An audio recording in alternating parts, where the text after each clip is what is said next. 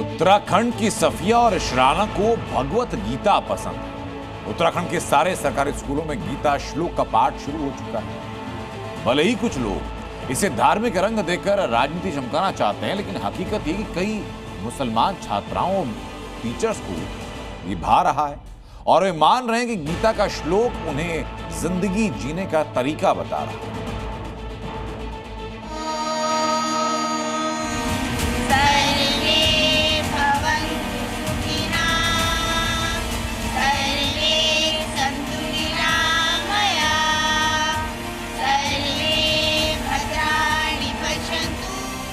सफिया को गीता का ज्ञान पसंद है।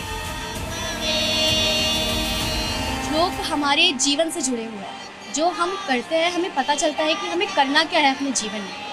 तो ये हमें एक टाइप से जीवन जीना सिखाते हैं। भागवत गीता के श्लोक जीवन की सही राह दिखाते हैं।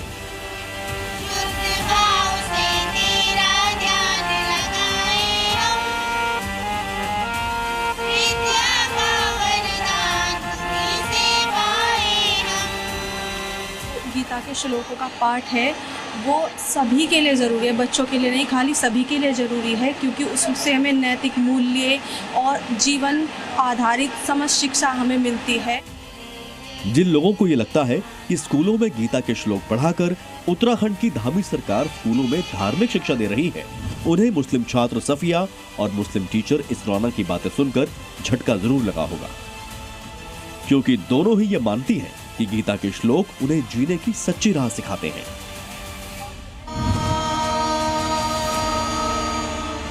देहरादून के government girls inter college Rajpur में अब प्रार्थना सभा के दौरान गीता श्लोक का पाठ शुरू हो गया है। यहाँ क्लासरूम में पढ़ाई शुरू होने से पहले प्रिंसिपल से लेकर टीचर्स तक और हर बच्चियां पहले गीता के श्लोक का पाठ करती हैं और उनका सही अर्थ समझ रही हैं।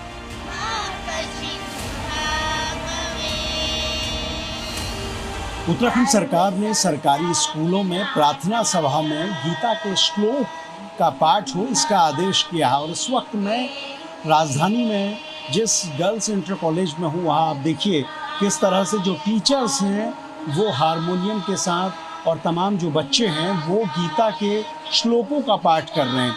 हर दिन एक श्लोक बच्चों को बताया जाएगा, उसका अर्थ बताया जाएगा और बच्चों को उसका महत्व क्या है इसकी जानकारी दी जाएगी।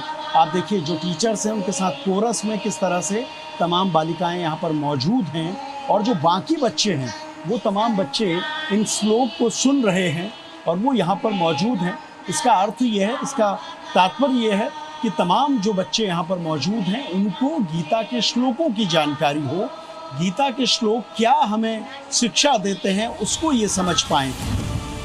गर्ल्स स्कूल में पढ़ने वाली कुछ छात्राएं मुस्लिम हैं, साथ में मुस्लिम टीचर भी हैं।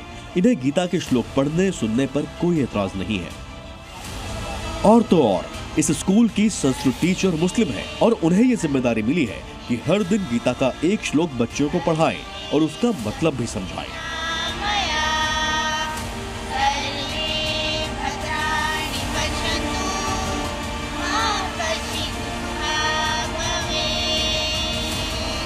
गीता श्लोक का पाठ शुरू हुए कुछ ही दिन हुए हैं, लेकिन मुस्लिम छात्रा सफिया और संस्कृत टीचर इशराना को गीता का असल ज्ञान समझ में आ गया है। दोनों ही ये कह रही हैं कि हर व्यक्ति को अपनी जिंदगी में गीता के ज्ञान को उतारना चाहिए।